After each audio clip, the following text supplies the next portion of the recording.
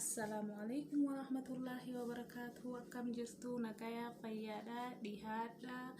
Welcome karibuni. Ar'a video pizza tin dhufe pizza dalagutti jira. Kanafu pizza kana akkatti dalagu na waliin laala isinin jedha. Asitti bishaan ifadhe bishaan atti kamera naqadhe. Egas sukkaaran itti naqadha. Sukkaara manka lama itti naqa.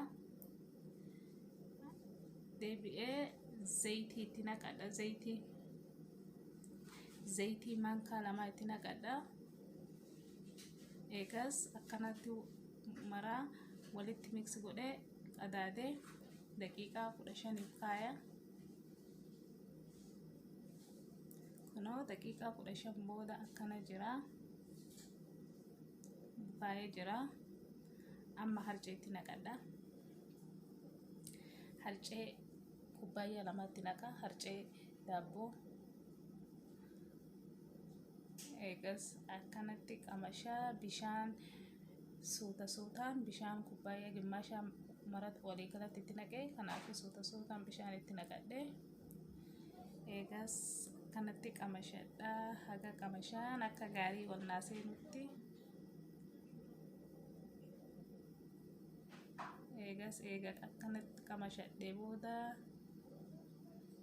qamashaa diqqoo zayitii irra buusee akka inni harkatti yoo qamashtaan isin hin maxxanneef.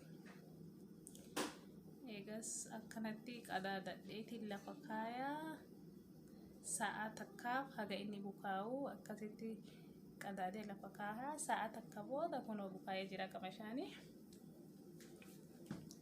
Kuno amma in bal'ifadha. Abbaan yoo pizza guddaa godhuu feetan kana pizza malamaan gootanii garuu an ar'a pizza didiqqee san godha. Didiqqishuu san godha.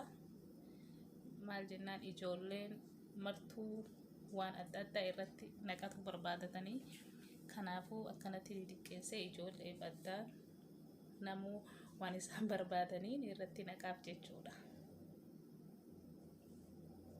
Akkanatti maraa bal'ifadhe. Eega isa bal'ifadhe booda walitti deebina.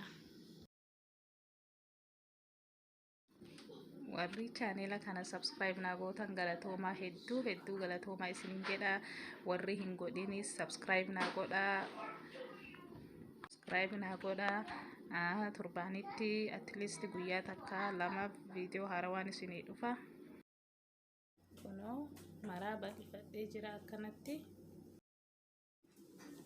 Kuno akkanatti forkiin wawwaraana maal jennaan akka qilleensi yoo eger inni bilchaatu oliin bukoyin akkas qilleensa keessa baasuuf. Amma pizza soosii irratti naqataa jira. Pizza soosii timaatimumaa fi qullubbii adii fi shunkurtiin godhanii ammoo yoo barbaadan pizza soosii illee yeroo biraa isinii godhee isinitti agarsiisa. Akkanatti kana irra dibadhee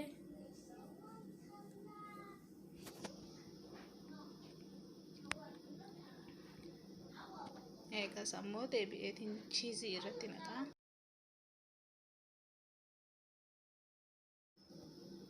Kuno amma akkanatti chiizii irratti naqadha. Abbaa yoo waan barbaadan eegas irra naqatuu dandeettanii chiizii qofallee irratti naqattanii abbaan chiizii qofa jaalattanillee chiizii qofa nyaachuu ni dandeettanii. Ammoo foon lukkuullee irratti naqatuu dandeettanii. Vegetable kuduraa adda addaa irra naquu dandeettanii.